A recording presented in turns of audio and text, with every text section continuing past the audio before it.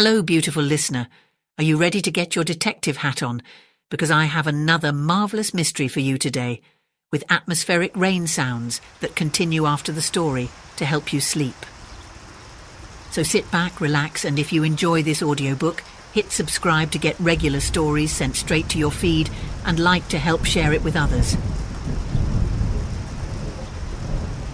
A Case of Identity by Arthur Coan Doyle. "My dear fellow," said Sherlock Holmes as we sat on either side of the fire in his lodgings at Baker Street, "life is infinitely stranger than anything which the mind of man could invent. We would not dare to conceive the things which are really mere commonplaces of existence if we could fly out of that window hand in hand, hover over this great city, gently remove the roofs and peep in at the queer things which are going on, the strange coincidences, the plannings, the cross-purposes, the wonderful chains of events working through generations and leading to the most out-rare results.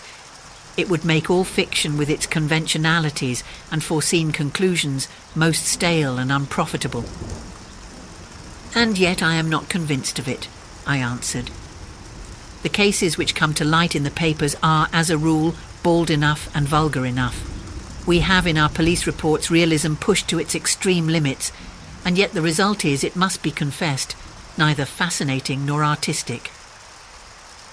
A certain selection and discretion must be used in producing a realistic effect," remarked Holmes. "This is wanting in the police report, where more stress is laid, perhaps upon the platitudes of the magistrate than upon the details, which to an observer contain the vital essence of the whole matter. Depend upon it, there is nothing so unnatural as the commonplace."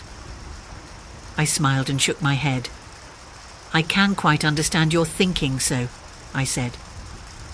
"Of course, in your position of unofficial advisor and helper to everybody who is absolutely puzzled, throughout 3 continents you are brought in contact with all that is strange and bizarre. But here," I picked up the morning paper from the ground, "let us put it to a practical test. Here is the first heading upon which I come. A husband's cruelty to his wife. There is half a column of print, but I know without reading it that it is all perfectly familiar to me. There is, of course, the other woman, the drink, the push, the blow, the bruise, the sympathetic sister or landlady. The crudest of writers could invent nothing more crude. Indeed, your example is an unfortunate one for your argument," said Holmes, taking the paper and glancing his eye down it. "This is the Dundas separation case, and as it happens, I was engaged in clearing up some small points in connection with it. The husband was a teetotaler, there was no other woman, and the conduct complained of was that he had drifted into the habit of winding up every meal by taking out his false teeth and hurling them at his wife, which, you will allow, is not an action likely to occur to the imagination of the average storyteller. Take a pinch of snuff, Doctor, and acknowledge that I have scored over you in your example." He held out his snuff-box of old gold, with a great amethyst in the centre of the lid. Its splendour was in such contrast to his homely ways and simple life that I could not help commenting upon it. "Ah," said he, "I forgot that I had not seen you for some weeks. It is a little souvenir from the King of Bohemia in return for my assistance in the case of the Irene Adler papers." "And the ring?" I asked, glancing at a remarkable brilliant which sparkled upon his finger. "It was from the reigning family of Holland, though the matter in which I served them was of such delicacy that I cannot confide it even to you, who have been good enough to chronicle 1 or 2 of my little problems." "And have you any on hand just now?" I asked with interest. "Some 10 or 12, but none which present any feature of interest.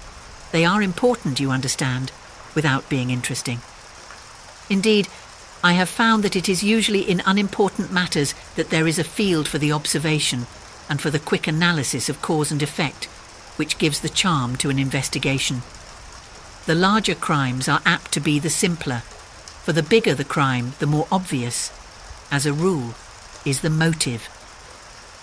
In these cases, save for one rather intricate matter which has been referred to me from Marseille, there is nothing which presents any features of interest. It is possible, however, that I may have something better before very many minutes are over. for this is one of my clients, or I am much mistaken." He had risen from his chair and was standing between the parted blinds, gazing down into the dull, neutral-tinted London street. Looking over his shoulder, I saw that on the pavement opposite, there stood a large woman with a heavy fur boa round her neck and a large curling red feather in a broad-brimmed hat which was tilted in a coquettish Duchess of Devonshire fashion over her ear. From under this great panoply she peeped up in a nervous, hesitating fashion at our windows, while her body oscillated backward and forward, and her fingers fidgeted with her glove buttons. Suddenly, with a plunge, as of the swimmer who leaves the bank, she hurried across the road and we heard the sharp clang of the bell. "I have seen those symptoms before," said Holmes, throwing his cigarette into the fire. "Oscillation upon the pavement always means an affaire de cœur.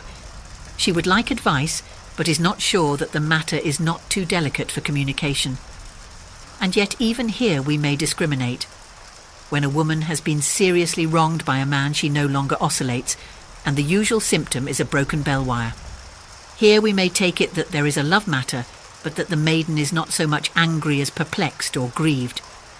But here she comes in person to resolve our doubts." As he spoke, there was a tap at the door, and the boy in buttons entered to announce Miss Mary Sutherland, while the lady herself loomed behind his small black figure like a full-sailed merchantman behind a tiny pilot boat. Sherlock Holmes welcomed her with the easy courtesy for which he was remarkable, and having closed the door and bowed her into an armchair, he looked her over in the minute and yet abstracted fashion which was peculiar to him. "Do you not find," he said, "that with your short sight it is a little trying to do so much typewriting?" "I did at first," she answered, "but now I know where the letters are without looking." Then, suddenly realizing the full purport of his words, she gave a violent start and looked up, with fear and astonishment upon her broad, good-humoured face. "You've heard about me, Mr. Holmes," she cried, "else how could you know all that?" "Never mind," said Holmes, laughing. "It is my business to know things. Perhaps I have trained myself to see what others overlook. If not, why should you come to consult me?" "I came to you, sir, because I heard of you from Mrs. Etheredge, whose husband you found so easy when the police and everyone had given him up for dead. Oh, Mr. Holmes, I wish you would do as much for me. I'm not rich, but still I have 100 a year in my own right besides the little that I make by the machine, and I would give it all to know what has become of Mr. Hosmer Angel." "Why did you come away to consult me in such a hurry?" asked Sherlock Holmes, with his fingertips together and his eyes to the ceiling. Again a startled look came over the somewhat vacuous face of Miss Mary Sutherland. "Yes, I did bang out of the house," she said, "for it made me angry to see the easy way in which Mr. Windibank, that is my father, took it all. He would not go to the police and he would not go to you, and so at last, as he would do nothing and kept on saying that there was no harm done, it made me mad, and I just on with my things and came right away to you." "Your father," said Holmes. "Your stepfather, surely, since the name is different." "Yes, my stepfather. I call him father, though it sounds funny too, for he's only 5 years and 2 months older than myself." "And your mother is alive?" "Oh yes, mother is alive and well. I wasn't best pleased, Mr. Holmes, when she married again so soon after father's death, and a man who was nearly 15 years younger than herself. Father was a plumber in the Tottenham Court Road, and he left a tidy business behind him, which mother carried on with Mr. Hardy, the foreman. But when Mr. Windibank came, he made her sell the business, for he was very superior, being a traveller in wines. They got £4,700 for the goodwill and interest, which wasn't near as much as father could have got if he had been alive." I had expected to see Sherlock Holmes impatient under this rambling and inconsequential narrative, but on the contrary, he had listened with the greatest concentration of attention. "Your own little income," he asked, "does it come out of the business?" "Oh no, sir, it is quite separate and was left me by my Uncle Ned in Auckland. It is in New Zealand stock, paying 4.5%. £2,500 was the amount, but I can only touch the interest."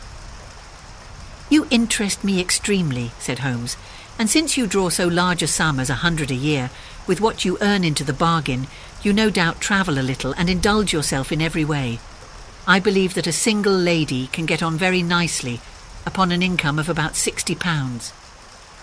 I could do with much less than that, Mr. Holmes, but you understand that as long as I live at home, I don't wish to be a burden to them, and so they have the use of the money just while I'm staying with them. Of course, that is only just for the time. Mr. Windybank draws my interest every quarter and pays it over to Mother, and I find that I can do pretty well with what I earn at typewriting. It brings me 2p a sheet, and I can often do from 15 to 20 sheets in a day.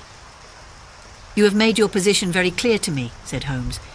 This is my friend Dr. Watson, before whom you can speak as freely as before myself. Kindly tell us now all about your connection with Mr. Hosmer Angel. A flush stole over Miss Sutherland's face, and she picked nervously at the fringe of her jacket. I met him first at the gasfitters' ball, she said. They used to send Father tickets when he was alive, and then afterwards they remembered us and sent them to Mother. Mr. Windybank did not wish us to go. He never did wish us to go anywhere. He would get quite mad if I wanted so much as to join a Sunday school treat. But this time I was set on going, and I would go, for what right had he to prevent? He said the folk were not fit for us to know when all Father's friends were to be there. And he said that I had nothing fit to wear, when I had my purple plush that I had never so much as taken out of the drawer. At last, when nothing else would do, he went off to France upon the business of the firm. But we went, Mother and I, with Mr. Hardy, who used to be our foreman, and it was there I met Mr. Hosmer Angel. I suppose, said Holmes, that when Mr. Windybank came back from France, he was very annoyed at your having gone to the ball. Oh, well, he was very good about it. He laughed, I remember, and shrugged his shoulders and said there was no use denying anything to a woman, for she would have her way. I see. Then at the gasfitters' ball you met, as I understand, a gentleman called Mr. Hosmer Angel. Yes, sir, I met him that night, and he called next day to ask if we had got home all safe, and after that we met him. That is to say, Mr. Holmes, I met him twice for walks. But after that Father came back again, and Mr. Hosmer Angel could not come to the house any more. No? Well, you know Father didn't like anything of the sort. He wouldn't have any visitors if he could help it, and he used to say that a woman should be happy in her own family circle. But then, as I used to say to Mother, a woman wants her own circle to begin with, and I had not got mine yet. But how about Mr. Hosmer Angel? Did he make no attempt to see you? Well, Father was going off to France again in a week, and Hosmer wrote and said that it would be safer and better not to see each other until he had gone. We could write in the meantime, and he used to write every day. I took the letters in the morning, so there was no need for Father to know. Were you engaged to the gentleman at this time? Oh, yes, Mr. Holmes. We were engaged after the first walk that we took. Hosmer, Mr. Angel, was a cashier in an office in Leadenhall Street, and... What office? That's the worst of it, Mr. Holmes, I don't know. Where did he live, then? He slept on the premises. And you don't know his address? No, except that it was Leadenhall Street. Where did you address your letters, then? To the Leadenhall Street post office, to be left till called for. He said that if they were sent to the office, he would be chaffed by all the other clerks about having letters from a lady. So I offered to typewrite them like he did his, but he wouldn't have that, for he said that when I wrote them they seemed to come from me, but when they were typewritten he always felt that the machine had come between us. That will just show you how fond he was of me, Mr. Holmes, and the little things that he would think of. It was most suggestive, said Holmes. It has long been an axiom of mine that the little things are infinitely the most important. Can you remember any other little things about Mr. Hosmer Angel? He was a very shy man, Mr. Holmes. He would rather walk with me in the evening than in the daylight, for he said that he hated to be conspicuous. Very retiring and gentlemanly he was. Even his voice was gentle. He'd had the quinsy and swollen glands when he was young, he told me, and it had left him with a weak throat and a hesitating, whispering fashion of speech. He was always well-dressed, very neat and plain, but his eyes were weak just as mine are, and he wore tinted glasses against the glare. Well, and what happened when Mr. Windybank, your stepfather, returned to France? Mr. Hosmer Angel came to the house again and proposed that we should marry before Father came back. He was in dreadful earnest and made me swear, with my hands on the testament, that whatever happened, I would always be true to him. Mother said he was quite right to make me swear, and that it was a sign of his passion. Mother was all in his favour from the first, and was even fonder of him than I was. Then, when they talked of marrying within the week, I began to ask about father. But they both said never to mind about father, but just to tell him afterwards, and Mother said she would make it all right with him. I didn't quite like that, Mr. Holmes. It seemed funny that I should ask his leave, as he was only a few years older than me, but I didn't want to do anything on the sly. So I wrote to father at Bordeaux, where the company has its French offices. But the letter came back to me on the very morning of the wedding. It missed him then? Yes, sir, for he had started to England just before it arrived. That was unfortunate. Your wedding was arranged then for the Friday. Was it to be in church? Yes, sir, but very quietly. It was to be at St. Saviour's near King's Cross, and we were to have breakfast afterwards at the St. Pancras Hotel. Hosmer came for us in a hansom, but as there were two of us, he put us both into it and stepped himself into a four-wheeler, which happened to be the only other cab in the street. We got to the church first, and when the four-wheeler drove up, we waited for him to step out, but he never did. And when the cabman got down from the box and looked, there was no one there.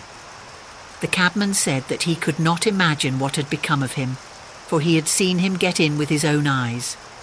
That was last Friday, Mr. Holmes, and I have never seen or heard anything since then to throw any light upon what became of him.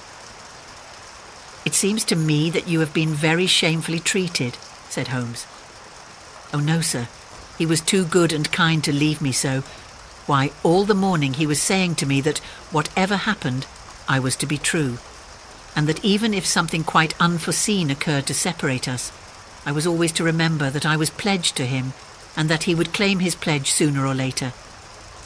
It seemed strange talk for a wedding morning, but what has happened since gives a meaning to it. Most certainly it does. Your own opinion is, then, that some unforeseen catastrophe has occurred to him? Yes, sir. I believe that he foresaw some danger, or else he would not have talked so. And then I think that what he foresaw happened. But you have no notion as to what it could have been? None. One more question. How did your mother take the matter? She was angry and said that I was never to speak of the matter again. And your father, did you tell him? Yes, and he seemed to think with me that something had happened and that I should hear of Hosmer again. As he said, what interest could anyone have in bringing me to the doors of the church and then leaving me? Now, if he had borrowed my money, or if he had married me and got my money settled on him, there might be some reason. But Hosmer was very independent about money and never would look at a shilling of mine. And yet, what could have happened, and why could he not write? Oh, it drives me half mad to think of it, and I can't sleep a wink at night. She pulled a little handkerchief out of her muff and began to sob heavily into it. I shall glance into the case for you, said Holmes, rising, and I have no doubt that we shall reach some definite result. Let the weight of the matter rest upon me now, and do not let your mind dwell upon it further.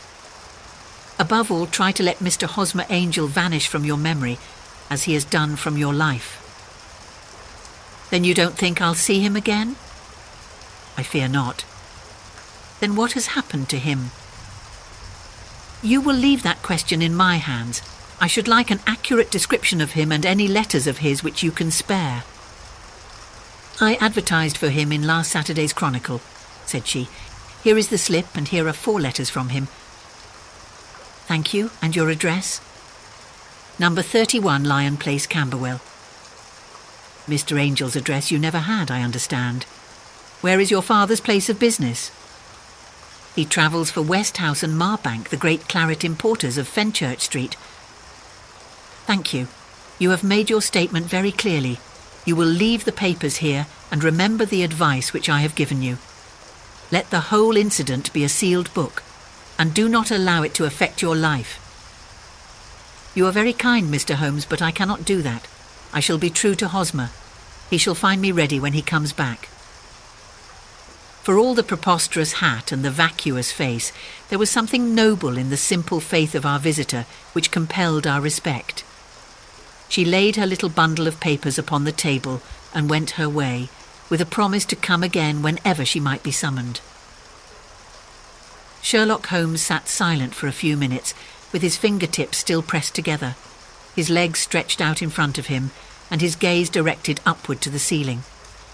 Then he took down from the rack the old and oily clay pipe, which was to him as a counsellor, and having lit it, he leaned back in his chair, with the thick blue cloud wreaths spinning up from him, and a look of infinite languor in his face.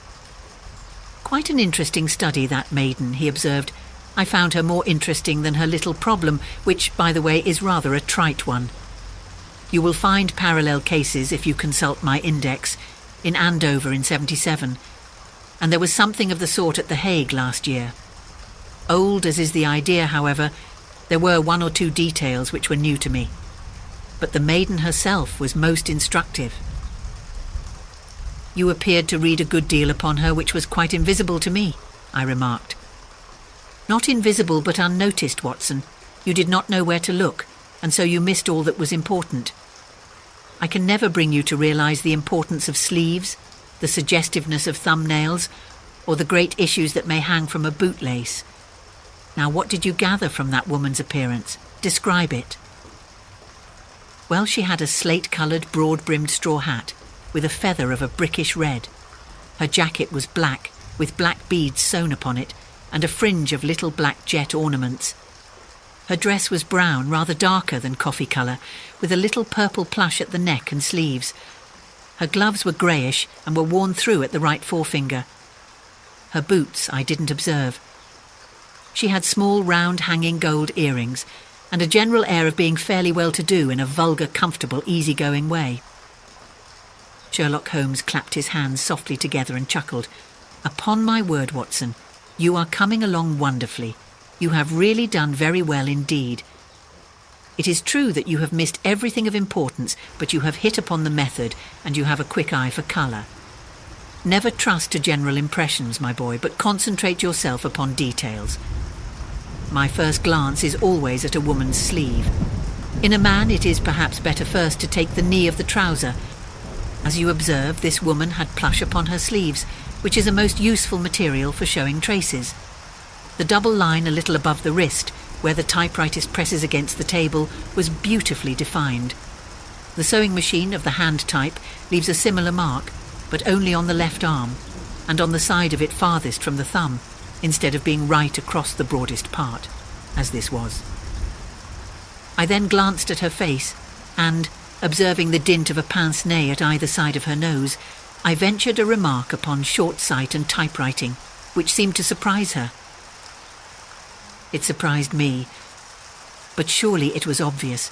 I was then much surprised and interested on glancing down to observe that, though the boots which she was wearing were not unlike each other, they were really odd ones, the one having a slightly decorated toe cap, and the other a plain one. One was buttoned only in the 2 lower buttons out of 5, and the other at the 1st, 3rd, and 5th. Now, when you see that a young lady, otherwise neatly dressed, has come away from home with odd boots, half-buttoned, it is no great deduction to say that she came away in a hurry." "And what else?" I asked, keenly interested, as I always was, by my friend's incisive reasoning. I noted, in passing, that she had written a note before leaving home but after being fully dressed. You observed that her right glove was torn at the forefinger, but you did not apparently see that both glove and finger were stained with violet ink. She had written in a hurry and dipped her pen too deep. It must have been this morning, or the mark would not remain clear upon the finger. All this is amusing, though rather elementary, but I must go back to business, Watson. Would you mind reading me the advertised description of Mr. Hosmer Angel?" I held the little printed slip to the light. "Missing," it said, "on the morning of the 14th, a gentleman named Hosmer Angel, about 5 feet 7 inches in height, strongly built, sallow complexion, black hair, little bald in the centre, bushy, black side whiskers and moustache, tinted glasses, slight infirmity of speech, was dressed when last seen in black frock coat faced with silk, black waistcoat, gold Albert chain, and grey Harris tweed trousers with brown gaiters over elastic-sided boots. Known to have been employed in an office in Leadenhall Street. "That will do," said Holmes.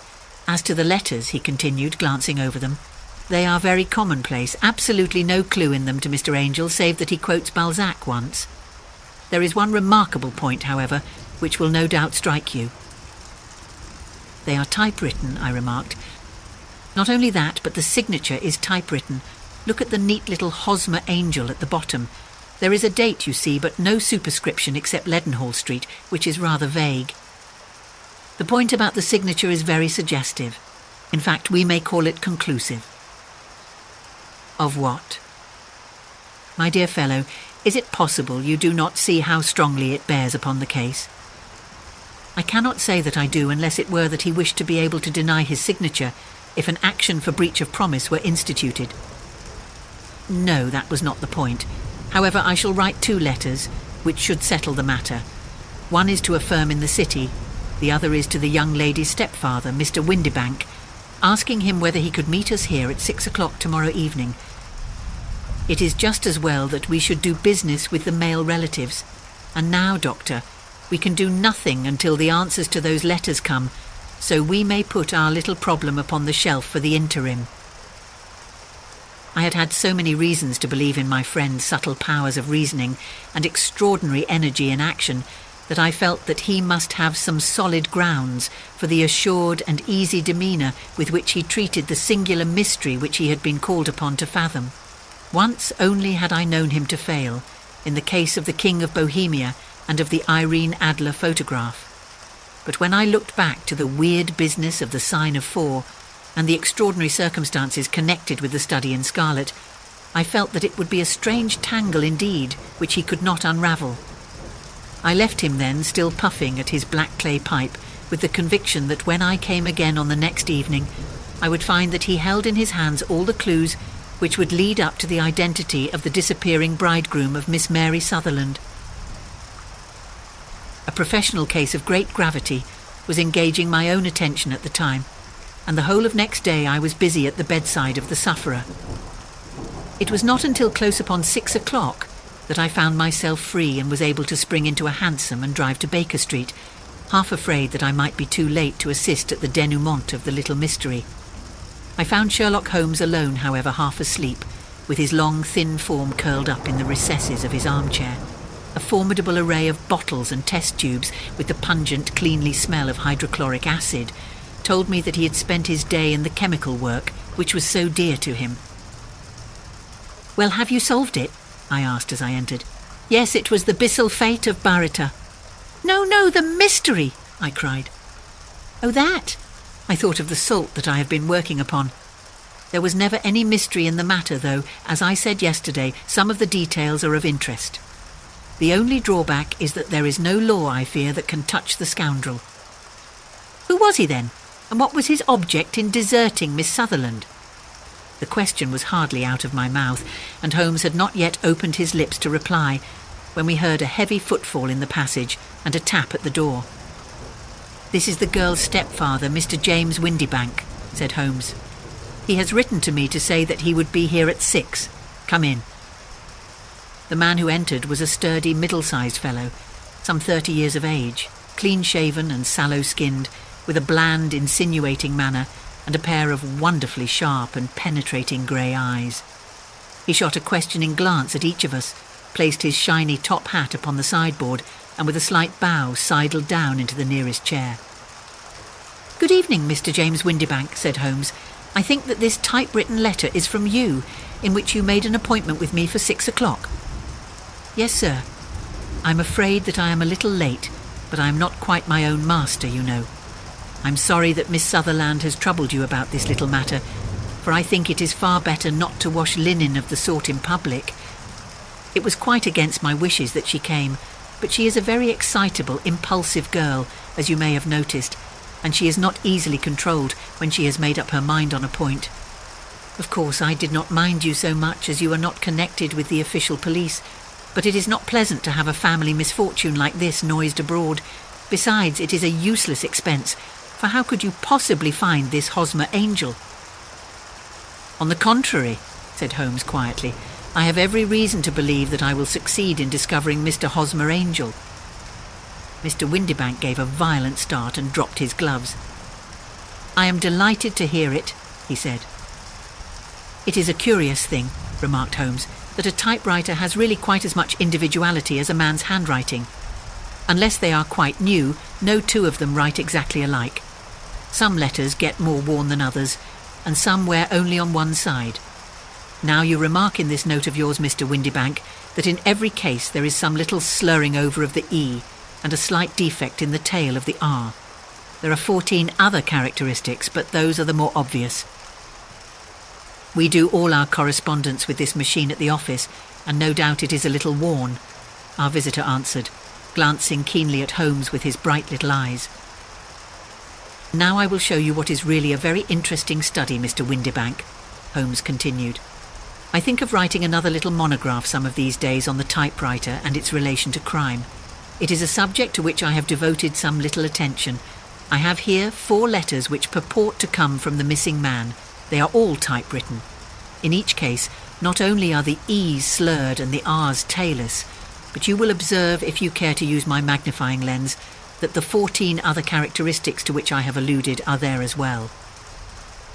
Mr. Windibank sprang out of his chair and picked up his hat. "I cannot waste time over this sort of fantastic talk, Mr. Holmes," he said. "If you can catch the man, catch him, and let me know when you have done it." "Certainly," said Holmes, stepping over and turning the key in the door. "I let you know then that I have caught him." "What, where?" shouted Mr. Windibank, turning white to his lips and glancing about him like a rat in a trap. "Oh, it won't do. Really it won't," said Holmes suavely. "There is no possible getting out of it, Mr. Windibank. It is quite too transparent, and it was a very bad compliment when you said that it was impossible for me to solve so simple a question. That's right. Sit down and let us talk it over." Our visitor collapsed into a chair with a ghastly face and a glitter of moisture on his brow. It's not actionable," he stammered. "I am very much afraid that it is not. But between ourselves, Windibank, it was as cruel and selfish and heartless a trick in a petty way as ever came before me. Now let me just run over the course of events, and you will contradict me if I go wrong." The man sat huddled up in his chair with his head sunk upon his breast, like one who is utterly crushed. Holmes stuck his feet up on the corner of the mantelpiece and, leaning back with his hands in his pockets, began talking, rather to himself, as it seemed, than to us. "The man married a woman very much older than himself for her money," said he, "and he enjoyed the use of the money of the daughter as long as she lived with them. It was a considerable sum for people in their position, and the loss of it would have made a serious difference. It was worth an effort to preserve it. The daughter was of a good, amiable disposition, but affectionate and warm-hearted in her ways, so that it was evident that with her fair personal advantages and her little income she would not be allowed to remain single long. Now her marriage would mean, of course, the loss of 100 a year, so what does her stepfather do to prevent it? He takes the obvious course of keeping her at home and forbidding her to seek the company of people of her own age. But soon he found that that would not answer forever. She became restive, insisted upon her rights, and finally announced her positive intention of going to a certain ball.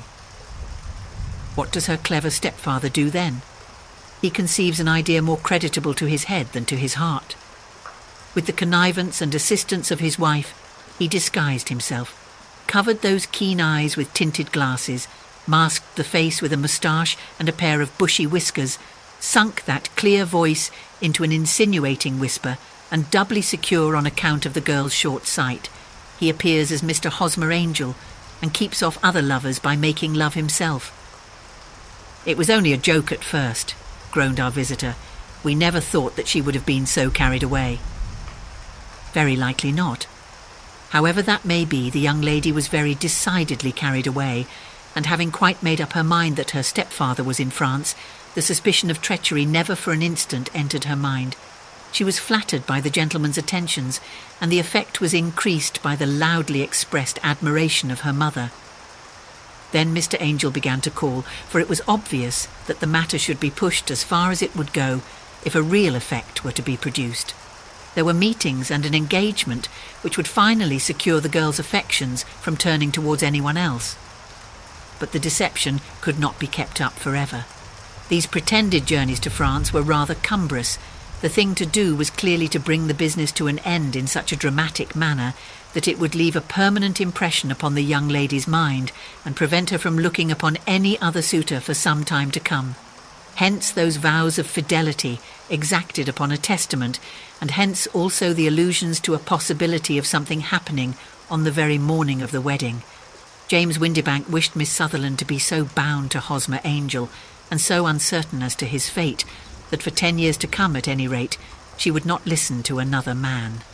As far as the church door he brought her, and then, as he could go no farther, he conveniently vanished away by the old trick of stepping in at one door of a four-wheeler and out at the other.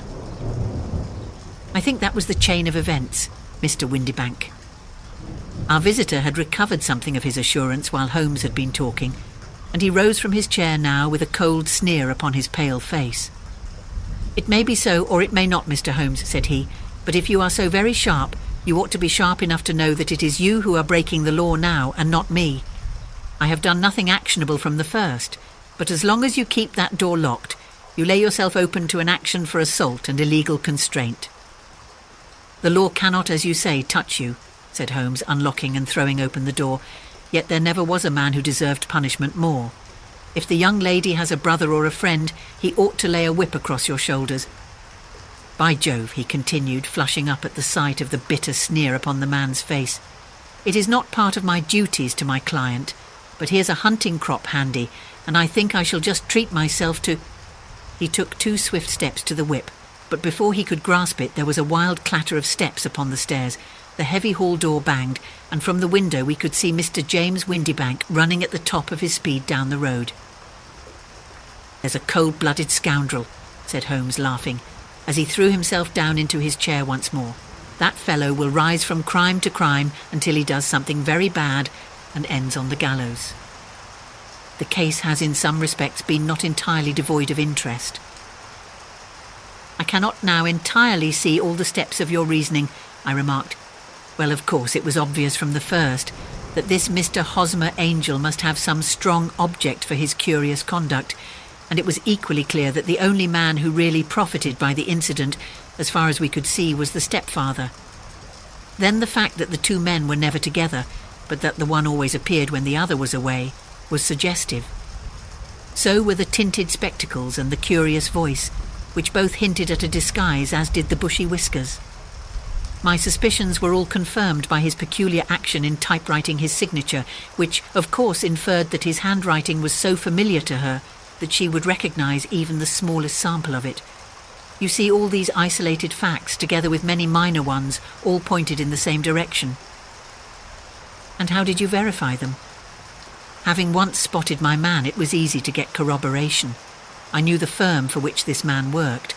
Having taken the printed description, I eliminated everything from it which could be the result of a disguise, the whiskers, the glasses, the voice, and I sent it to the firm with a request that they would inform me whether it answered to the description of any of their travellers.